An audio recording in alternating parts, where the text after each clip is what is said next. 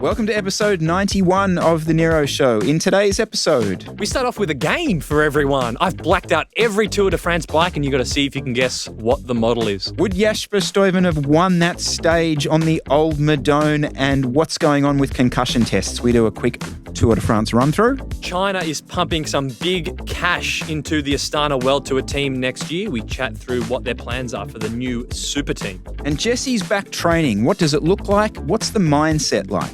All right, let's get into it. I got a game to start us off this week, I'm Chris. excited, I'm going to send you a link. Now, I've sent you this link, so there you go. It's in iMessage there, so open that up while Chris is opening that up. If I'd like you're to point out that he did not show, he was like purposely not showing me this. I've gone all coy.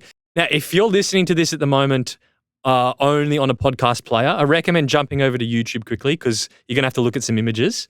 So what I've done is I've taken every Tour de France bike this year and I've blacked it out so you can only see the silhouette. Wow. So there are 19 bikes. Chris has to tell me what the bike is. Brand and model. Now, given how much we bang on about bikes, I'm expecting 100% success rate from you here, Chris. And the first one's a gimme. So let's start off. Number one. Okay. Tell me you know what that one is. Come on. Now, I think it's easy because obviously I was messing around in Photoshop doing it. It may be harder for you and everyone listening. This could be harder than I'm giving it credit for. So it's a potential trick question, but the giveaway was the top tube having that triangle angulation where it goes in and then comes back out to go to the handlebars. There was a brief moment when I was going to say S5, and if I'd not thought about it, I would have said that, but I would have been wrong because I know that is the Bianchi Ultra. Calling it. There's two other letters there. Yep. Ultra. A good SL. No? It's the Ultra RC. Congratulations. That's a good start. That is the Bianchi Ultra RC, their aero bike. Let's go to number two. All right. Let me just talk about my mindset here. So it's a one bike to do it all. Now, so that narrows that down. I'm looking at the front of it, and I'm looking for a speed sniffer. I'm gonna say that's not a speed sniffer. So we're obviously discounting the SL8. Next step would be to think about the Cannondale. Oh, I don't think it's the Cannondale. Not a thick enough head tube to be the Propel. Okay, I'm going to say the Aeroblade. Incorrect. I reckon a lot of people would have got this because it's the giveaway feature. That actually is the Cannondale Super 6. Oh, it is. See the rear bit of the seat tube? That's the giveaway, the thicker seat tube area above the seat tube junction. So that is the Cannondale Super 6. I thought it's interesting because I thought the Cannondale Super 6 was thicker tubed than that. Yeah. Okay. So that's a good one. That's a good one to notice now. Actually, number three. That's Canyon Narrowed. Correct. Oh wow. Mm-hmm. Well, you have ridden that bike. You do own that bike, so I would like to think you can get that one. And number four. Number four. I'm banking pretty highly that is a Cervelo S5. Tick. Correct, sir. Number five.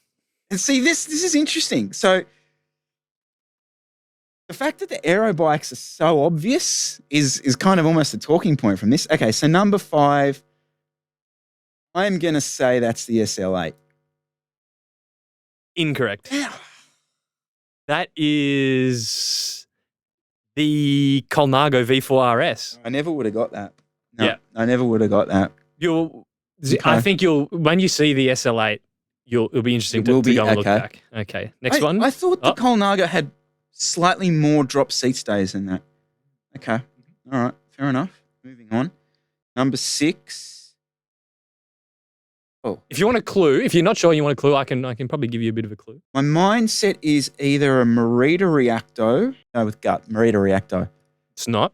It's won a stage this year so far, week one, Tour de France. Oh, is it the Cube? It's the Cube. Yes. So that's the Cube Lightning Aero C68X. Interesting. Yeah, I didn't realize it had the rear wheel cutout. Now, to be fair, you don't get these in Australia, so you wouldn't have had much familiarity. What have I got? Am I 500 yet? I think I'm about 500. Got it 3 out of 6, I think. Got to do better than 500. Right. Moving on, that bike. It's also won a stage. Oh, maybe is that the Look Aero bike? That's not the Look Aero bike. That's the MV Malay. Yeah. Mm-hmm. Okay. Yep. Okay. Yes, I get that. I actually totally forgot that was in the race. I know. That's the other thing. I probably could have given you a list of the bikes to choose from, but we'll carry on. Number 8. Number 8. Jesus, they are starting to all look very similar now. So that seat tube's super thin. Okay, I'm going to say that's a giant Propel. That's a Factor Ostrovam, the new one. Chris Miller. I thought you would have got that one. I'm in a lot of trouble. Number 9. I feel like, when you're on those game shows and the person's just getting the obvious questions wrong. Yeah, everyone at home's going, come on. After time. This is a bit of a... Actually, no, this one is hard. There's a few that would probably fit this. Marita Reacto. That's the giant Propel. That's the giant Propel. That's the giant Propel, yep. Look. Correct. Well done. Nice. That was just... You was zoned in on that one. Yeah. I think the Corima wheels saved me. Mm-hmm. Should have been looking, the spokes. I should have been looking for those from the very beginning. Yeah. Marita Reacto. Correct. See, now I'm seeing He's them. in the zone. I had a hard time. Obviously, it's I'm not a graphic designer. That's the Dare. That is the new Dare. No two ways about it. Come on. I'm on a roll. Here we go. Oh, shit. Has it won a stage? It hasn't won a stage. I'll give you a clue. It's not one of the main brands. It's one you're gonna have to kind of go through the teams. And James, we need to give you this thing so you can follow along. You don't have to know. I wasn't expecting you to get this one. It's quite hard. That's the new Obey or Orca Aero, ridden by Lotto Destiny. Number 14. If you don't get this one, we're hanging it up and going home. Le Dogma. Yes. Oh, yes. Oh, that's a Scott foil. Yes, sir. Sorry. Apologies. Blank there. I'll show you. I'll just show you it. That's the Speed Sniffer. Yeah. I thought you would have got that one. Okay, thank you. So the SL8. Well done. The Mamonda, number 17. Well done. Yep. Last 2, difficult. Last 2 are difficult, are they? Okay. Oh, is that Cav's bike? Is that the Willie Air? Nope. Oh, yes, that is the Van Rysel. That's the Van Rysel. Yes. Correct. And then number 19. Must be... It's won a stage. Record-breaking Willie Air. Quite generic looking, if I do say so myself. Sorry, Willie Air. Given he was all about aero for that. Yeah. I'll have to look back. Nice work. I'm super disappointed on a few of them. Actually, I'm very disappointed about the Cannondale. You're right. That's a standout feature, that seat tube, that seat post. You got 12 out of 19. Let us know how you went. I reckon there's going to be some 19 and 19s in the comments. I can say that much. Speaking of the tour, yeah, have you got any talking points you want to a chat? mention? Cracking, absolutely cracking. One word for it. Strada Bianchi stage was sick. Can we have that chat? Yeah, let's or go. is that too cliche? No. To just do the standard. Is a gravel stage worthwhile? We can have standard chats. Okay. Yeah, I'm happy to. Thoughts then? I think it was very good. I'd be worried if it was raining. Better than cobbles. I think less dangerous than cobbles. Yeah. Less chance for things to go wrong than a cobbled stage. So I didn't mind it.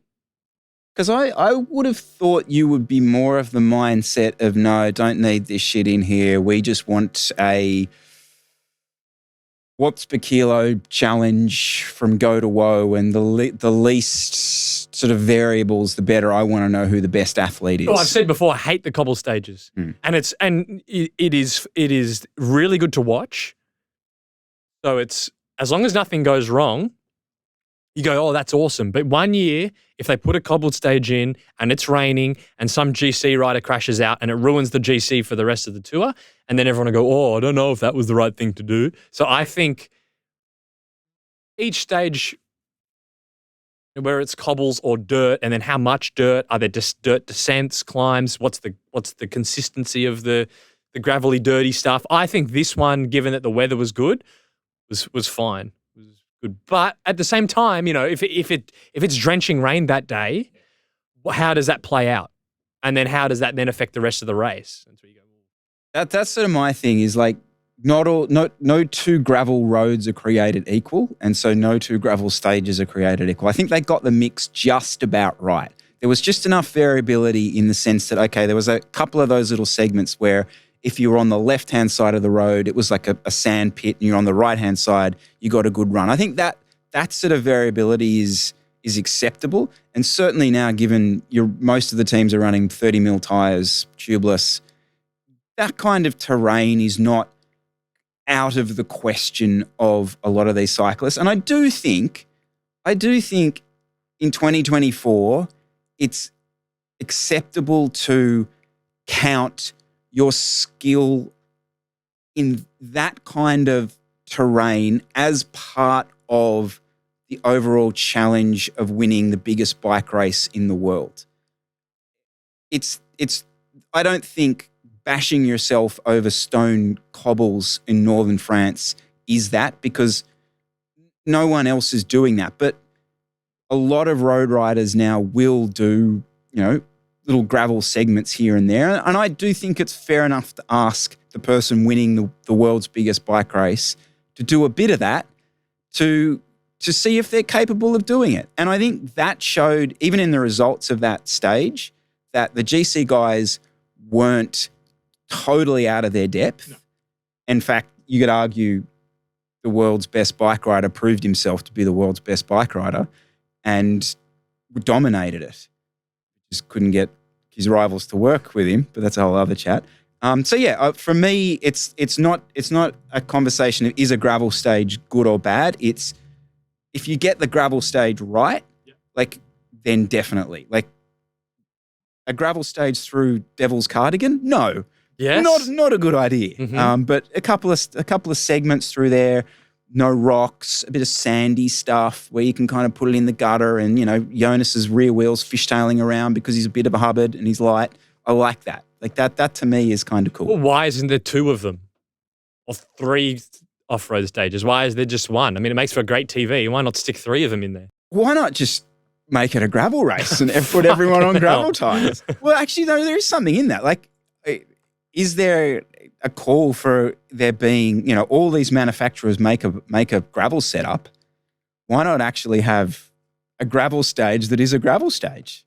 And it would almost remove some of the variability if they were on bikes that were actually made for gravel. So, I don't know. Sprint stage with gravel in it. Gravel bikes in the Tour de France. There you go. A sprint stage with gravel in it. Well, there's so many sprint stages. If they get the mix right and it's not crazy, cobbly, it's just that, basically what they did.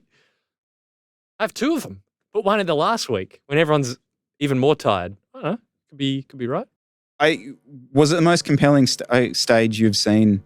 It was easily the most compelling non-mountain stage I've seen in years. On par with those crosswind ones. You know the one where Sagan rode away with Chris Froome on the flat, like 60k an hour? Maybe that. But yeah, this rivals, it's up there. Yeah, 100%. Couple other little talking points. I want to have a sook about one of them. And that's, so I think it was this stage prior to that where, or maybe it was the gravel stage. It was the gravel stage that Pavel Sivakov came off. Luckily, by the looks, he actually ended up crashing into a grass verge. Oh, you mean Vlasov? Vlasov, sorry. Yeah. Who did I say? Sivakov. Oh, sorry. Yes, Vlasov. Apologies. So he's crashed, and he's if you actually, I'll play some of the video if I can find it, but he's got up off the bike, and you can see him visibly stumble. And cyclist being cyclist just gets straight back on his bike. Well, no, sorry, the mechanic comes up, offers him the new bike. He's straight back on the new bike, and away he goes. No concussion test, nothing. And you can see, like, his helmet has been hit. Like, to me, that is absolutely disgraceful that in 2024, we still just allow that to happen. Like, other sports, other contact sports are paying so much attention to this. And in the world's biggest bike race, according to Remco, the most watched sporting event in 2024, Didn't say that. Can we give that one up? Sorry. It's not an Olympic year or anything, Remco. But it's not even in the top 10. But just my point, like that's just completely unacceptable. And this is in the same week that we have another fatality in the sport. It's just not good enough. And yes, I know there are challenges around it with the way the race plays out, but I'm sorry, but rugby has pretty much got its head around the fact that in a World Cup final, it might be players being sent off. They're accepting it. Mm-hmm. So I think we need to get to a stage where we're grown up enough to pull a guy out of a race, of a stage, get them a concussion test, and you know what? They can start the next day. Let them back. I was going to say, well, if you pull out, you're screwed because you don't get GC time. But they could have a rule where they let them start again. And then it's like, and then you hear the argument, people start taking the piss out of it. I'm like, what? They'll just do a Chris Miller in a crit and fall over and then bang their head against the ground to try and make it look like they've had a concussion. Like, what are you talking about here? So, no, I think that's pretty poor, and that definitely needs to be addressed. That's my sook about that. You got anything else, or because I got quite a few. Oh, you run with that. Right. You got plenty here. Not race stuff, but a bit of equipment stuff. Did you see the new S-Works shoes? I've seen the photo you put in. That is. So this is Remco Evanapoel. It is. What? Like, what are we doing here? This is he riding through transition? Like, I do not understand how we've gone back to Velcro straps. We're back on Velcro. This is quite the revelation. Doesn't like what you got a flapping? That looks like it's going to be flapping in the wind. That front Velcro strap, little overlay. I don't quite get it. It looks like an update to the S-Works, that sprint shoe they had, the one that had that grubby white insole that got all dirty. That was kind of interesting. Idea of the shoe being really stiff sole, and then you just crank that sucker down. Yep. So it's super tight on your foot. Okay. And so clearly they think going back to Velcro is going to be the way forward. Would not see me on them, but all right. Throw the issue of that Velcro strap in there. I can obviously, they've decided there's an aero advantage to not having two boas, so that's potentially the reason for it. But I've never understood the black, top part of the shoe, because it just makes it look like, because they tend to be then running a white shoe, a white sock, sorry, and then you've got this sort of weird black tongue section of the shoe to then go into white. It's always, for me, looked crap. It looks crap. I reckon when you're riding and you'd be looking down and you'll just see this black strip running through the middle of the shoe, that's just it's not a pro look. I'm sorry, Remco, you've failed on this particular occasion. So for me, that's not up there with some of the best aesthetics seen at the tour. Some of the best aesthetics seen at the tour, Giant have massively upped their paint game. So did you see any of these? This is sick. That is, wow. So I'm looking at the Giant Propel of Dylan Groenewegen, and they've done this cartoon sketch sort of artwork on the frame, and it looks like someone's edited the photo in post. But that's the paint, is it? So I was exactly the same. When I first saw this photo, it wasn't until I saw the guy standing behind it, and I'll bring the picture up, who's an actual real human standing there, that I didn't realize this wasn't a fake, AI-generated image. It's easily, it actually, to say it pops out of the photo is a complete understatement. It's quite incredible, actually. And so they've done this one, and then they did Michael Matthews' bike as well, which was another kind of silvery finish with kind of a little bit of green and gold on it. I just, we give, or people will use the throwaway line of, but it's just a Giant a lot. And sometimes it's very sort of spot on, but they're pushing back, and they're pushing back hard with some pretty sick paint jobs. Do they make these available though? That's the question, because I was chatting to a rider the other day about the S5s, and they've done their new paint for this year, or maybe it's the 2025, 2024 model. And it's black, matte black, grey, and then the team color if you buy the frame set only. So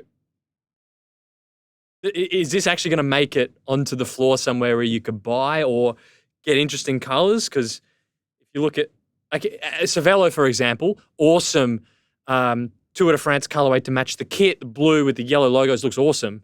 And then the ones you actually buy when you want to go and buy an S5 are grey and black. Yeah, grey and black. So, Don't know the answer. My guess is no. I don't think Groeneweggen's Dutch national champs bike is going to be available to the public. I totally missed that this is because he's the Dutch national champion. Yeah. Totally. Yeah. I see now. You got the colours in there. Yeah. I didn't even realise. Oh, okay, right. That makes a bit more sense. What else have I got for you? So that gravel stage that we were talking about, epic day. Jasper had it. Mr. Stuyven. Yep. Perfect attack. 8-9 Ks to go.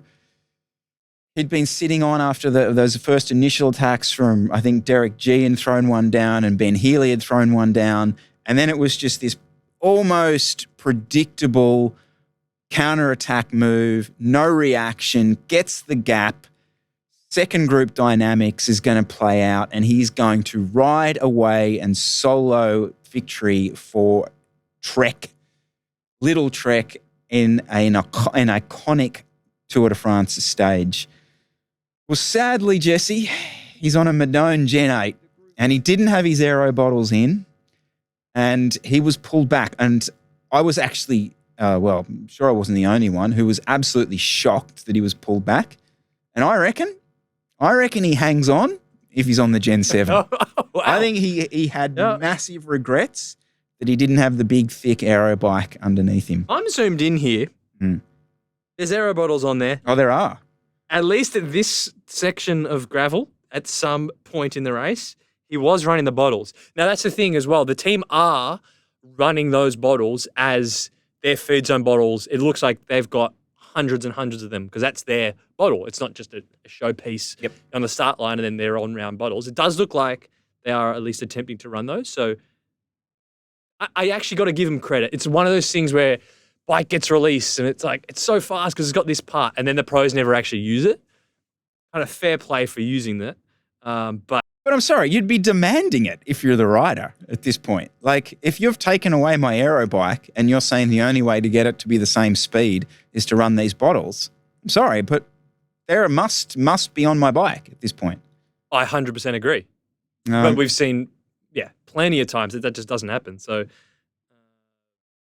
but would he have won on the He had regrets. Madone? He He probably would have. Yep, I'll go there. This next segment is sponsored by Favero Assioma. You've been testing one of their new products, so I want to chat through your experience with the Assioma MX mountain bike off-road pedals. Pretty stoked that Favero is supporting the show and supporting us with this segment here because, as people might have known, we've been riding Favero Assioma pedals on the road since 2020, since they sponsored the team NERO Continental. They're the only pedals road I've been using for the last 4 years. Fantastic product. Recommend them all the time. So now to be able to chat through in detail these new pedals you've been testing, pretty cool experience. There's a couple of reasons I sort of chased these up. Obviously, the first is I was starting to do a little bit more off-road and kind of that's a thing that I wanted to get to. And the flexibility then of being able to use a pedal power-based system, which allowing me to use different chain rings, all that kind of stuff. So there's a lot more flexibility. And what I've found so far, riding a bit off-road is like flexibility is a thing because you are often doing an adventure ride or something like that where your gearing is entirely different to a flat gravel race. So that was one thing. The second was the actual specs of this. And I do want to mention this real quick because when we first saw this, and I think we actually talked about these products when they first appeared, was the fact that there's no more pod. Pod's gone. The pod is gone. Now, it wasn't a massive pod on the road side of things. And actually for the road, the pod has never caused me an issue. It's quite small, sits up against the crank. So what's the advantage of not having a pod for off-road? Well, off-road, you've got one less thing to whack, essentially. So there's far more durability inside it. But what they've actually done is pretty cool. I'm not going to use the classic YouTuber phrase of it's a game changer, but it is pretty cool. So all the actual electronics are entirely enclosed in the pedal axle.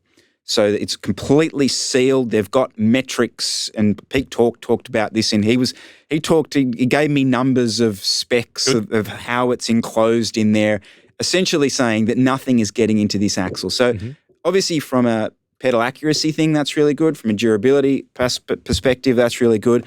And also it means that the pedal itself, so the one bit that's on the outside that potentially could get damaged, potentially, not likely to, but is actually enclose none of the electronics, and hence I think it's like €60 or something around that to actually replace that pedal. Yeah, I found the same. I replaced those Assioma pedal bodies, and then it's all the electronics in the spindle sealed in, and you just swap your pedal bodies if you happen to wear through them. So essentially that means they are bulletproof. They really are a completely bulletproof product, and they are actually really light. They are the lightest power meter pedal on the market. So they're lighter than the Garmin ones and lighter than the SRM ones. What I want to talk about just is the actual pedals themselves, because they are pedals, and so they need to perform as a pedal really well. And what is surprising when you first open these and look at them is the build quality of them. And it's entirely it's made by Assioma. The CNC machining of the actual pedal is really quite fine. It's really nice. I have mashed these about as much as, and that was the reason I wanted to go, because everyone talks about, do you run road bike shoes or do you run mountain bike shoes? I was always going to be a mountain bike shoe person running gravel, because I know I'm going to put my foot on the ground. I'm going to need that kind of flexibility of put my foot on the ground, there's mud all over the cleat, there's mud all over the pedal. I need to then be able to clip in. And I've had no problems with that. And there's a really nice little finish on the pedal. It's like a little, almost like a sandpapery section that, I don't know if you may have not done much of this, but when you're trying to clip back in on a steep incline, you've got crap and shit all over your pedals, all over your cleats. You've only got like a split second to try and get it into that thing before you actually need to get power down and traction down and get moving. And these little like rough parts on the pedal allow you to get that little bit of extra traction and grip on the pedal to clip in and get going again. So for me, they had to perform well as a pedal, and they have done that. Nice. That's what you want to know. What about then accuracy side of things, the technical, actually power measurement side? That's why the road Assiomas have been market leading and market changing. What's the numbers? Are they just as good? I just wish there was a road model of these already. Yeah, they're just totally, absolutely spot on. And you know, I was originally running them in conjunction with a Stages left-sided power meter, which I did rate as a pretty good solid readout. These have matched all the numbers of that Stages power meter, and I don't know, most people know this at this point, but Stages really is no longer there. So that, even just taking it to the next step of what options do you have if you're running, say, a GRX group set now for power, you're now limited down to, again, the pedals being a really good option. And they've been absolutely rock solid bulletproof. Yeah. I mean, Favero also have a reputation for that they've built over many, many, many years and hours of testing. So, yeah, I'd be confident in them. Yeah. Last little quick thing I want to say just about the pedals. Really low stack height, so you're about 11 mil stack height. Reason that's kind of helpful is it means your sort of saddle height across your road bikes or across all your different bikes can be set up pretty similarly. And the Q factor is really nice, really small. So again, it's not like you're getting on a bike and it feels completely different, because it all kind of feels about the same setup. Last thing, you can crank the tension really high if you want. You can back it off a bit. There's quite a bit of flexibility in terms of that. The clip-in tension for the correct. The clip. Okay, yep. So a lot of adjustability around that, and yeah, I'm pretty stoked with these. Actually, I'm going to continue to ride them. We'll talk a bit more about them once I've done some more stuff on them. But yeah, pretty happy. Bellissimo. I will mention, if you if you are interested in the MX Power Meter pedals, there's a link down in the description. It'd be great if you did use that link because obviously that would support the show. And yeah, thank you to Favero for supporting today's episode of the NERO Show. Now, it'd be remiss for us to not mention Cav breaking the record. Yep. 37, 36, 35. 35, I think that's right. Mm-hmm. Where does this stack up for you? Chris always asks this existential. Where is it in the list of Jesse Coyle's cycling moments? Where is it? Is it anywhere? Have you already forgotten about it? What's the hierarchy? I want to know. Like, on the list of Jesse Coyle's pro cycling moments? Hang on. So you're getting me to guess bikes. Okay. So I'm asking you. All right. On the list of iconic, memorable pro cycling moments that will live with you, where is it? It's right at the top of the list. You said that with no conviction whatsoever. I'm just not very sentimental. Like I'm not going to be going to sleep in a week's time going, oh, remember when Cav got his 36th win? So I'm just not particularly sentimental. But what he did of the 2 years of like slogging his way through a season and going on to the tour and then he didn't win and he had to do a whole other season. He's getting old, turning 40. He is objectively incredible. Am I going to have a poster of Cav in my bedroom or my phone wallpaper? You're going to be telling Ash one day, I remember the day. No, I'm not. It's cycling. Things move on. It just doesn't really. No, I'm just not that kind of guy. I'm just not that kind of guy. Yep. But yeah. So there's no particular moment like in terms of. So you've moved on from Sagan's World Championship wins because that was for me. For me, that was when he won his third. That was the one I went.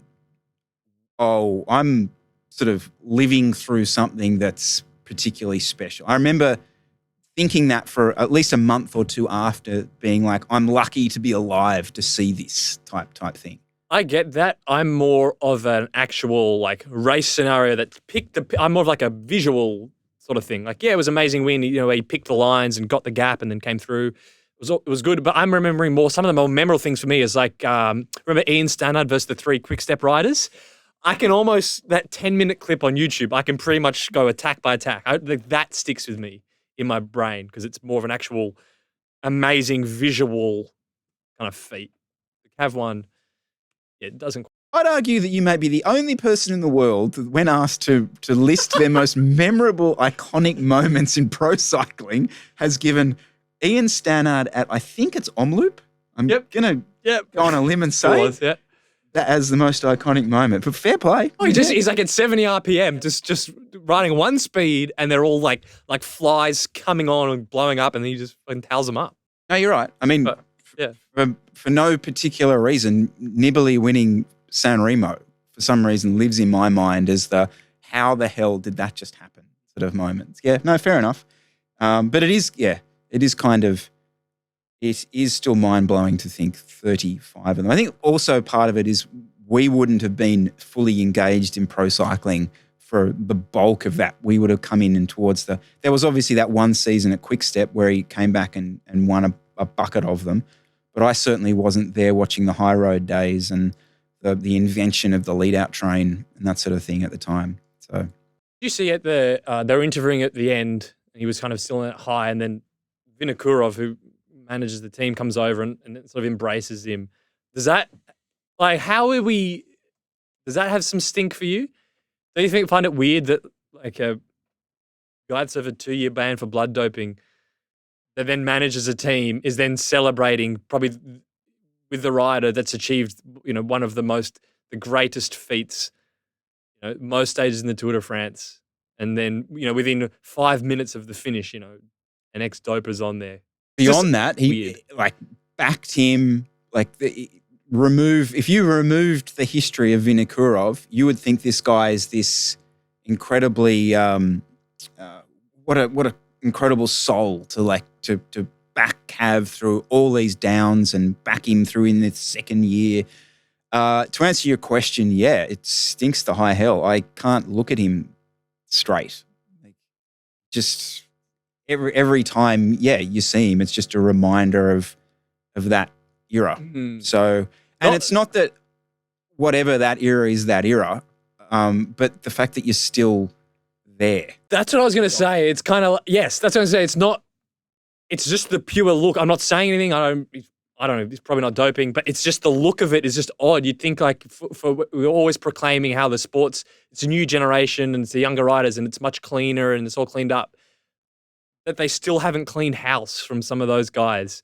I can't get over that. It's just I think it's a bad look. The thing is most people don't know. They're like, who's that? Most team cars have an ex-doper in there because there was an entire generation of them. And we whinge about this every year that piss off, we don't want you anymore. But I actually almost feel like it's flipping around the other way. And again, Lance was my biggest hero, got me into the sport. And it's interesting at the moment, his podcast is now for the first time so it's now in the NBC app. So I think the way it works in the US now is, so Peacock, which is the NBC app spin-off, which does a lot of the cycling content. So the Move is now in that sort of family of content. So you can view it on mainstream platforms, which feels to me like it's the first step to bringing Lance back into the fold. I actually don't have a problem with that at all. At least I'm involved in managing a bloody team.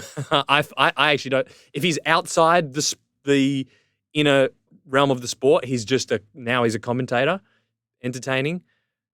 Interviewing not a commentator. He runs his own media podcast. He can say what he wants. If people find it entertaining, that's fine. If Lance Armstrong suddenly was the sports director of a team, you'd go, why are you involved directly in the toings and froings of a pro rider? I feel like there's a big difference between those two things. That's fair enough. That's a pretty fair split to make. Yeah, I'll accept that. But I just kind of thought that was interesting that the mainstream media have started to money talks. Like it's a super successful show, so clearly it's going to. But Vinokurov in there, and I don't like it. Oh, actually, do you want to link that into some of the Vinokurov news or potential Vinokurov news? Oh, the Astana stuff. Yeah, that interesting that came up. This was a cycling news article that came out, and I'll just kind of read through it because it's very kind of breaking news. There's not a lot of detail, so we'll kind of run through it. And so the title of this cycling news article is Chinese brand XDS Carbon Tech invests in Astana, Kazakhstan to create new super team. Byline of the article says, team will use Chinese X-Lab bikes. Caden Groves expected to be first major signing. So Cycling News understands that the Shenzhen-based company will become a major investor in the team for a period ranging from 5 to 10 years. The Chinese registered team, that's what they're saying next year, it's going to be Astana's going to be Chinese registered with funding from this carbon manufacturer. Will have a budget in line with the super teams of cycling's top tiers, such as UAE, Team Emirates, and Visma Lease Bike. As part of that, they will then switch suppliers of bikes from Willier to X-Lab, which is the in-house brand of that carbon manufacturer, which is pretty big news. Firstly, that we're going to have another, apparently, super team with these massive budgets that can then sign more talent. A news in of itself, but the fact that this is going to be a Chinese registered team and a Chinese registered team whose major sponsor is a carbon bicycle frame manufacturer is kind of crazy. And they'll be running a China bike. They're going to be Astana's on China bikes next year, apparently. A lot to unpack. It's massive news. I got to say, when I first saw this, I went, XDS Carbon? Who the hell are you? Like, I kind of thought that we were in the crowd. Like, if there was going to be a Chinese manufacturer that got involved in pro cycling, I would have thought we'd be like, oh, yep, well, let's review some of their old models and we'll talk about them because we know those. We had very little clue. And I think you reached out to Joe to sort of get some kind of information about these guys. Mm-hmm. And it seems like this is a big factory? They are, yeah. So I probably shouldn't say the brands, but they of the we have discussed them of the few actual factories, the plants that produce the frames, this is one of the big ones over there. So Joe was I was kind of saying, what? I asked him, I said, well, it seems weird that a Chinese frame manufacturer is going to have the tens of millions of euros a year to fund a super team. And he's like, no, they're huge. Wouldn't surprise me if, especially given the COVID boom, domestic market, the amount of frames they'd be producing millions of frames. He goes, they probably would have the cash to do it. So I'm surprised, but yeah, apparently the profits of some of the carbon frame manufacturers must be very tidy if they're doing this sort of thing. Again, this is a weird one because, like, on the one hand, I'm so stoked that here's another player, different country, different world getting involved in world tour racing. That is got to be a good thing. The fact they're getting together with Astana and our mate Vinokurov, who's probably making buckets from it, always, yeah, as we just sort of said, doesn't quite sit that well with me in the first place.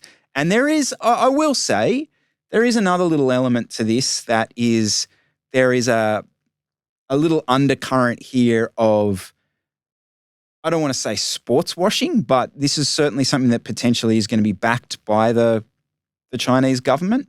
And that is potentially a little bit irksome to have another national government involved in the sport, seeing as we've already got a few oil ones involved. Is that where things end up, that we just sell all the teams off to cash-rich nations? I'm not sure that's cool, but is that any different to some billionaire spending their money on it?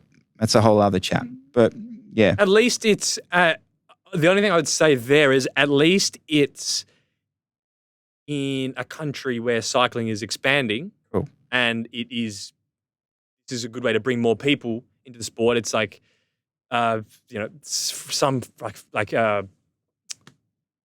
Bahrain, like how many road cyclists are there in Bahrain? It's just irrelevant. Whereas like a China-based team, cool. There's like a bazillion people in China.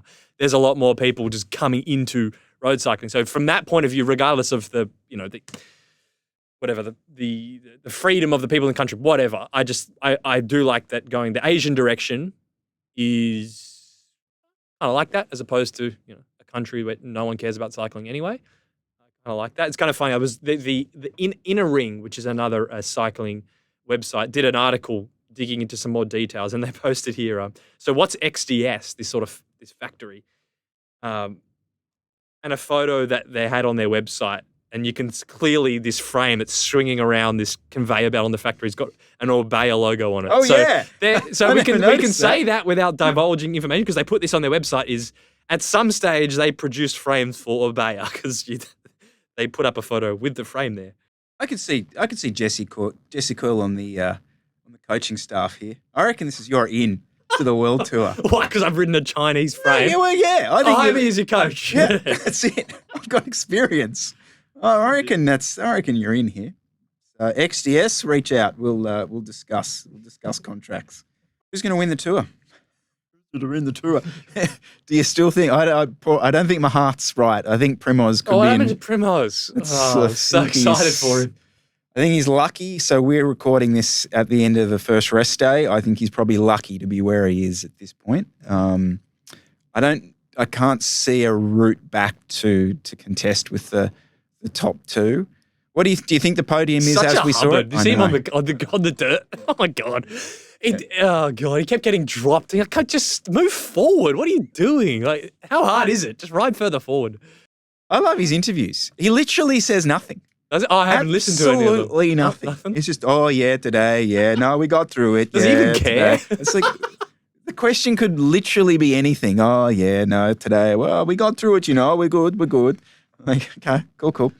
No, I don't think it's on for Primoz, unfortunately. Do the tables turn? Does Jonas suddenly find 15 watts in the back end? Turns tabled. He'll come good. He was undercooked at the start. He'll come good, I reckon. He'll come good. Remco. Yeah, we'll see. There's a world where I would really like to see Remco win this. There is a world. It would be, because I think if he did, it would be some incredible stage. I don't think it would be a capitulation. But even his attack on that gravel stage, I haven't seen him do that in a Grand Tour, like be that aggressive before. Like he raced that like a classic. Maybe that's not the best way to approach a Grand Tour. I'll give him that, but I don't know. There's a way he wins this that's a pretty cool story. Yeah. Other little bit you put here. So Jonas is on tubs. Is that how? So they don't make now, tubulars. Let's hang on. We'll just relax. Oh, yeah, this is a Chris Miller fact. We are operating in the world of Chris Miller facts here, Right. i.e., Chris Miller's Instagram DMs. Oh, And yes, so there are 30 mil tubulars that are still made. In fact, they're still on the reserve website currently. Okay. Very, very difficult. I did some proper pixel peeping on it. Very, very difficult to spot because those Conti tubulars do balloon out quite a lot, like the tubeless ones. So Vittoria one. Vittoria, Yeah, sorry. yeah. The Vittoria one. So it is hard to tell. But that would make perfect sense to me because there's the missing 200 grams. Yes, that would solve the. Which really annoys me because what? No, don't do that to me. Don't get me excited that this is achievable with a normal human setup and have gone back to tubs. You could get a set of tubs. You could, but they're crap. I'm not doing it. They're crap. So no, Okay. I'm totally off that if that's the case. Okay. So I'm awaiting final. I am going to actually get the official word on this, mind you. I have a contact on the inside. Right. So- on firstly, what is the weight of his Correct. bike in climbing setup? Correct. And what are we missing? Is that what's the So missing piece? there's 3 setups. He's got 3 mountain setups. So he's got the R5, which is just essentially Has he used that yet? no. Okay. And they're not predefined to what stage. He will kind of tell them with how he's feeling, vibe it. with how the legs are, Just all vibe. that kind of stuff. So he's got the 3. He's got the R5 set up. He's got the one we saw, and then he's got the S. He's got the S5. Sorry, I'll start that again. He's got R5 with the 1x. Yep. Which they have to add weight to because it's very, very light. They then have a normal R5 setup with 2x normal with the 30 mil tires, and then he's got the S5 climbing setup. So they're the 3 climbing setups. Right. Obviously, then he's got the flat stage, just R5 setup, but that tends to stay the same. And also, the other thing I'll mention is we were kind of right. Remember when we were talking at the beginning of the year where Sepp Kuss was riding a 1x in, I'm going to say Paris-Nice, but I don't think that's right. He was on a soloist. Soloist. He was running soloist 1x. That's what they were doing. They were testing different configurations for the stage just gone. So okay, yeah. no, I don't think anyone actually did that and rode the soloist. They all ended up riding the S5 because they could get the tyre clearance on it from what I understand. But we were kind of in the ballpark with testing different setups. But I'm not going to, but the soloist just isn't as good as the S5. So it's more capable in certain areas, but for a pro cyclist, it's just not as fast. Yep. So you're not going to choose it if you're given the opportunity. All right, Jesse, you're going to read out today's subscriber question because you haven't done one for about 6 months. I know. And it's for the people that don't care about aerodynamics, I'm so sorry because it's another bloody aero. I didn't pick the question. Chris picked it. So go and get pissed off at him. Hi, Chris. Short question. What's the best aero frame money can buy based on your Eurobike experience? Looking for a new bike. That's from Jordan.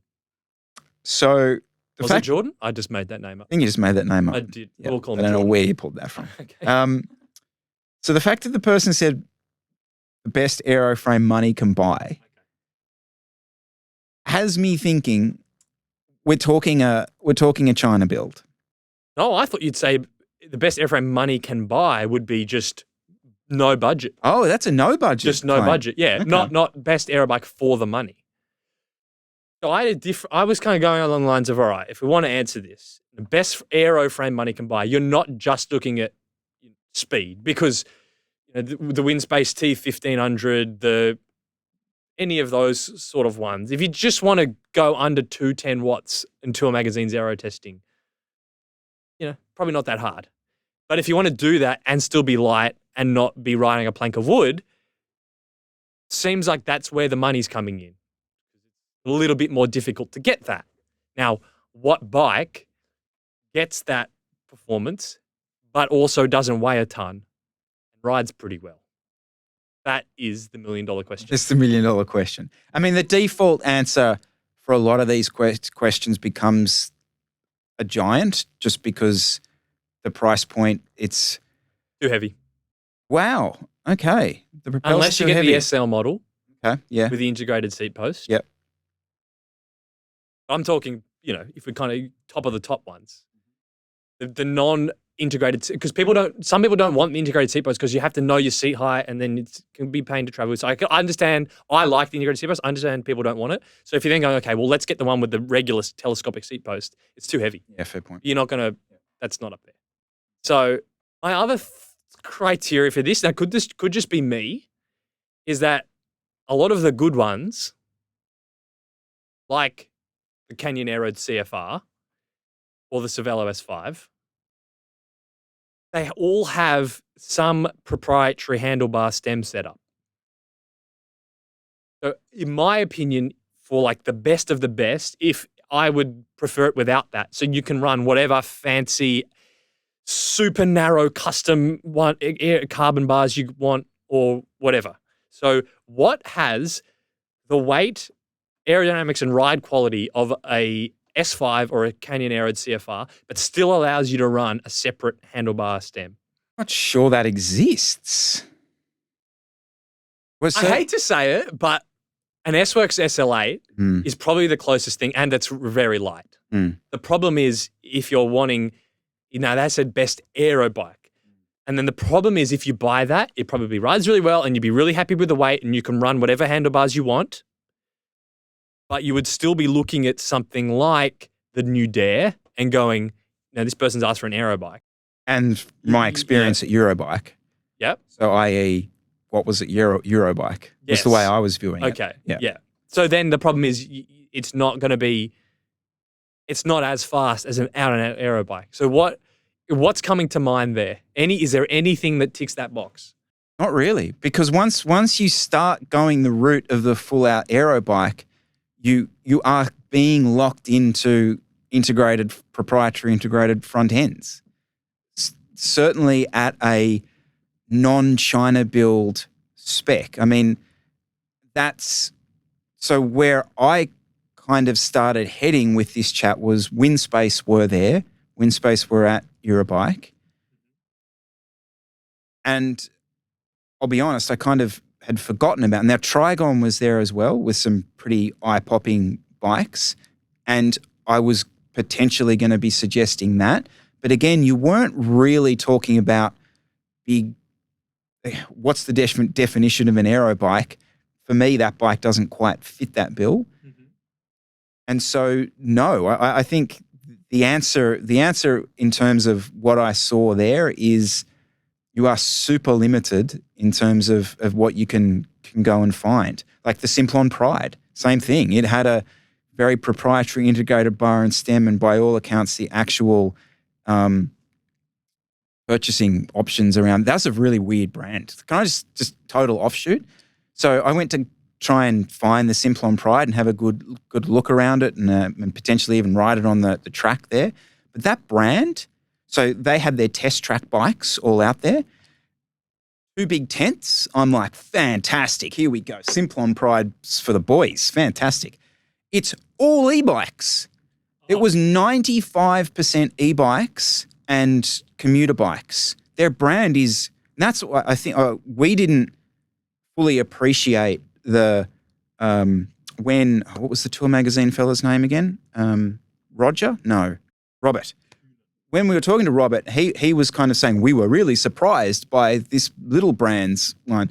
I can see why now, because that brand is entirely e-bike commutery stuff. And they had like one, it was literally like the Simplon Pride was like in the corner. No one was like even looking at it. Like everyone else was just taking out the e-bikes. So anyway. So you didn't get to ride it? I didn't get to ride it because it wasn't even a test bike. It was just like, oh, that's Steve's over there. Well, don't know whose that is. So anyway, so sad times for Chris who wanted to have a good look around that. But coming back to my point is no, that's probably not a best money can buy. Stork, had a good look around the Stork one. Their aero bike, not really a fully fledged aero bike, really, really light, but very, very expensive. Quite boutique as well. And yeah, the Scott Foil, again, proprietary. No, you can. So I was going to say, with the Scott Foil RC, you can put it on separate handlebar stem. Oh, interesting. Now, was Scott at Eurobike? Yes. Okay. You can put separate handlebars and stem on the Scott Foil, and the RC version actually is pretty light. Mm-hmm. Totally unscientific when geologist YouTube guy, Jeff NorCal, tested it against his wind space. He noted that it was significantly more comfortable. So you've got the ride quality thing. The problem is it's not that actually that fast. It looks really fast. Tour Magazine's got it at 206 watts. That's No, like an SL8 is, I think, 208. So it's, and like an Aero's 202. I mean, I totally understand we're splitting hairs, but that's probably as close as I could think of that sort of blacked out top spec Scott Foil. It's going to be pretty light. I'm on weight weenies right now. Some guys built one up in a size 56 with the CRW 5060 wheels, and it weighs 6.7 kilos. yeah, right. Built. Wow. Yeah. And that's with pedals. RW wheels. So, they're like fucking cocaine. Like, I don't know it's just like that just knocks 300 grams off every build weight. So he's done a, actually I'll send you this link if you want to put a photo in from this. This was in December 2023. I'm looking at this build, I'm going, that's probably a pretty nice, like that's pretty light for, as I said a couple of weeks back, and some people liked it, for a chunked out aero bike. That's pretty impressive. So that's what I've come up with. I'm actually surprised at that weight. That's impressed me. In a size 56 too. Yeah. No, 206 watts. I'd take that. Yeah, I'd take 206. Yeah. I did kind of wonder why Buzz seems to have gone a bit out of the wind space. But it never really crossed my mind to recommend the wind space bike. And this was kind of noted to me by Peter, the guy on the Cycling Hub. He did a review of it. Detailed review. Of their new wind space Agile. Agile. Yep. And like, it's fine. I got a couple of thousand views. But I remember the days when like wind space reviews were 100Ks. Yep. The level of excitement about, like, I think Cam Nichols' channel, apart from the giant TCR, his channel was like built on some really good wind space reviews. And even the NorCal channel, it's sort of done comparison reviews of it, and people were really into what's this wind space brand, like all about it. So this wasn't Agile, even long ago. No. So Cam Nichols 3 years ago, he's got 3 videos with wind space that are over 100,000 views each. 3 of them. And that was only 3 years ago. I remember them. Like, I remember when they came out and we were like, oh, wow, like, what is this? And now we're only 3 years removed. This specific bike's their Agile. It's their one bike to do it all. Like, I didn't even know it was launched. I mean, even so Grant had done a few first look videos. Yep, sorry, GC Performance did a few first look videos. Again, like 8K. All right. And that translates to my sort of interest on it as well. So I don't know whether it's just the fact that, you got the Tavellos of the world, the Yolios of the world that are sort of all filling that space, and that people don't need to know anymore that, is this actually going to snap into? Yeah, like, is that maybe all it is? Maybe, or so potentially that's a good thing. That weird curiosity of what the hell is this is gone. Kind of died down a little bit. I also think that there's still only frame sets. I feel like it's just matured. Like there's just not that many people. Everyone's seen them.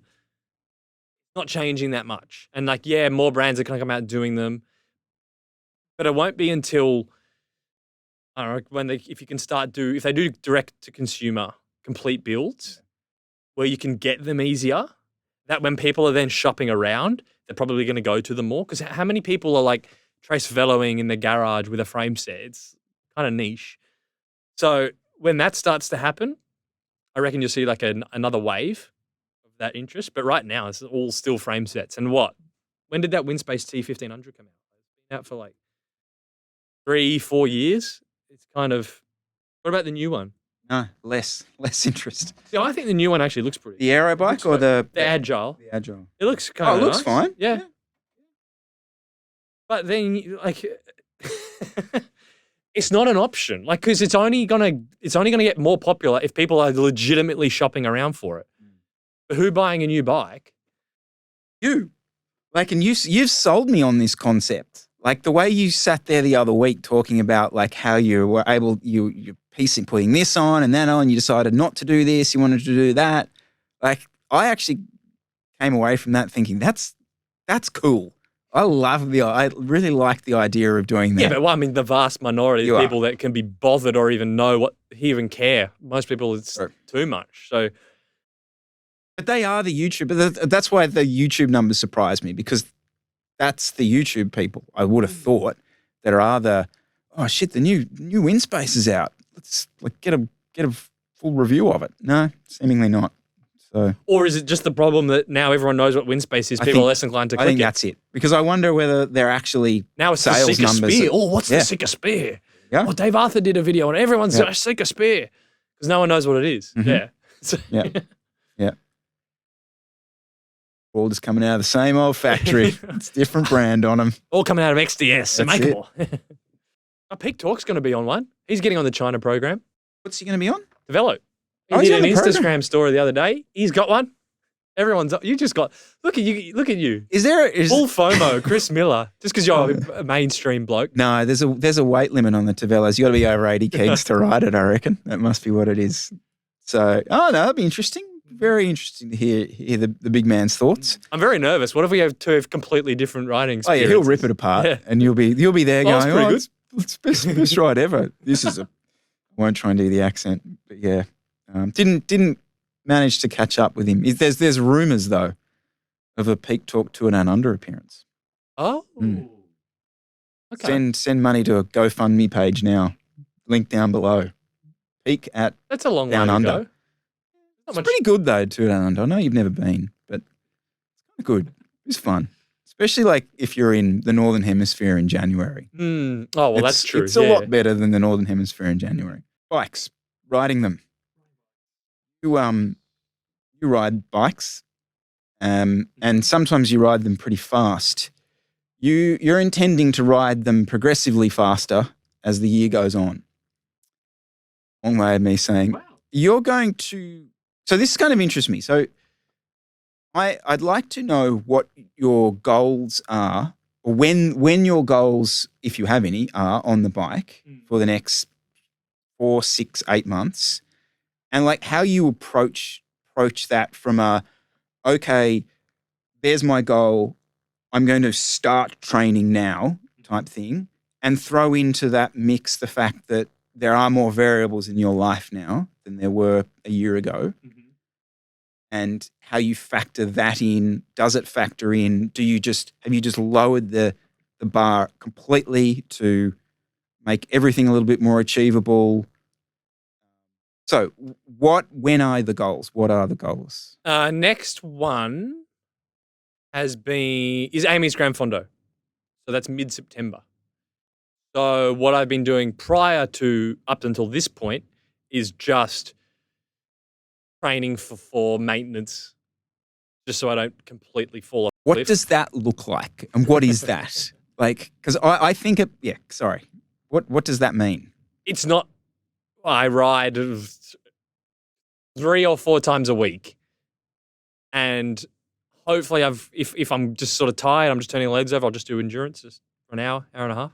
Other than that, I'm just doing it. I'm literally just doing a zone 4 effort, doing an effort. So that's you. That's it's all like, and because I live so close to Centennial Park, like my ideal maintenance week is 4 hours of riding, and it's almost 100% in zone 4. And so do the maths there, an hour riding at low zone 4. So let's say it's 100 TSS per ride. Let's say I do that 4 times a week. That's 400 TSS. I'm still losing fitness at that rate, but that maintains most of my fitness aerobically, so that when I then kick off training for next thing, I'm not starting from So you find zone 4 to be a really valuable place to be from a maintenance perspective, the most efficient. Like, not necessarily. Technically, if I wanted to actually more intensity is better in terms of maintenance. It's just that when I don't like, this is purely personal, I don't really like doing VO2 max work, especially when I'm not fit. It's just horrible. It hurts. So but lock me in, for 30, 40 minutes doing an effort around Centennial Park at a nice speed, and it's sort of uncomfortable, but it's not lung-burning pain. I find that more sustainable to do a couple of times a week for a few months while I'm not training. Tell me to go out and do like sets of 30-30s or something, not going to happen. It's just too painful. So, but perfect world, I would be doing more of a mix and doing more zone 5, zone 6 work. So then you said late September. Yeah. So we're 9 weeks away. 9 weeks away. So it's my birthday this week. I'm turning 30. So it's after that. So from next week, 8 full training weeks until Amy's Grand Fondo. Thankfully, I've actually been doing like a decent amount of training. Yeah, my fitness has been ticking up because we did that Candinaville. Mm-hmm. I lifted a little bit from there. So I got 8 weeks to kind of dial things in a little bit. And what will that look like? I don't know. Let me. You don't know? Because it's not planned out. Yes. So I can't. Okay. It's not like I would show you. Firstly, I will ride more often. Mm-hmm. That's the main thing. So instead of riding 3 or 4 days a week, and that means in there's usually my average maintenance week, there's like at least 2 off back-to-back off days in a row each week, which I try and avoid that when I'm training. So I'll try and go more often. So maybe instead I'll try and ride 5 days a week. Okay. So there'll be increase in frequency. I'll also try and increase the volume too. So right now I don't do any long rides. I haven't ridden more than 2 hours for ages. So I'll try and bring in a longer ride. I'll do that. This is off the top of my head because I haven't planned anything. I also need to lose a few kilos because right now I think I'm still 83, 84 kilos. And Amy's Grand Fondo is healing. It starts up a 20-minute climb. Not super steep, but I'm in a world of hurt if I have to try and get 84 kilos up there. So I need to tidy things up diet-wise. So that'll be a diet thing. Yeah. Okay. And when I say tidy things up, I literally mean I know what to eat to get my weight down. I know why I'm 84 and not 78. So I will make the diet changes, and then slowly my weight should come down. If I'm back at 80, in September, that'd be nice. So 3-4 kilos off, that'd be good. The thing is, though, I don't have any outcome goals for any of this. I don't have a weight goal. I don't have a fitness goal. It's all process changes and habit changes. Wherever I get to. That's so good. Is my threshold going to go up 20 watts, 30 watts, 10 watts? Am I going to lose 2 kilos or 5 kilos? I don't even know. It's just I'll make all those changes. Well, I've already started my training frequency to test this new bike. But yeah, basically from next week, it'll just be making all those changes. If I stick to it, I know that I will be in a better position in September. But I don't know. Like I'm not chasing some. Yeah, that's interesting. Because it's having known you and watched you do, insane training blocks, obviously, before whenever that nationals thing was, and then seeing you since then, abbreviated versions of that, you've always improved. So you're like a switch. The switch goes, and then the coil curve begins, where it just every week It just slowly gets better and better and better.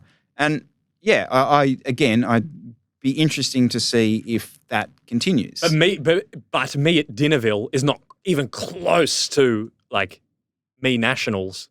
Oh God, a year before. No. So yeah, it's an improvement from, it'll be improvement in September from me in this episode, but that's still probably 20% off. Oh God, yeah. Like actual, and that's the other thing that is kind of unfair. Like when you are an elite athlete and then you don't totally rack it, when you start retraining again, I only need my level 20% off is still quite good, and I'll get there really fast. So it is quite it's not unfair because I put the work in to do that, but it is not, it's not realistic. Like that rate of improvement is just ridiculous. Yes. I admit that. Yes. But do you ever get, because you don't see many people stay in the sport who were pretty like good elite athletes. They tend to sort of drop off. Yeah. And do you think a lot of that is because the mindfuck of, well, that's what I used to be. I know I can't be that person again because of life, and actually being okay with that. You know what I mean? Like, I'm not going to mention names of people, but I know plenty of people that we used to race against who have essentially racked it. Like they might do the odd weekend ride, but they're certainly not going to try and do Amy's Grand Fondo like yourself. And I think those people that were that good probably do just sort of burn out and move on. They want to move on to something different. So I think it's quite a rare, and then a lot of the people that are still hanging around and are quite good are probably more of the guys that never were like fully elite on the cusp, or they've gotten into it, or they might be quite talented, but they've got into it a bit later. Maybe they're a master's guy. I just think my journey is just unique. It is. From where I'm at now. So it's just not that common. Like, yeah, most of the guys that were as good and as fit as I was probably just they're either in the world tour being paid to ride, or they're not doing it. On a cycling podcast 6 years later, still training, with a good amount of flexibility where they can still train quite a bit. Yeah. It's just not, it just doesn't happen. Yeah. So it just looks from the outside, people are looking at Strava going, what is this? This guy hardly trains. It's like, yeah, but no one really does this. It's just odd. Yeah. Like even like Richie Port has stayed fit. And I did, I can say now, I went for a ride with him in Akuna Bay there a couple of weeks back. And he was saying, all the people there, but they were kind of industry heads, and they're all doing the chat of, so amazed you stayed fit. Like, I just shocked you stayed fit. And Richie's like, this is what I do. I'm not a electrician. I'm not a doctor. Like, all I've ever known to do is to be a fit athlete. Like, I can't just stop doing that.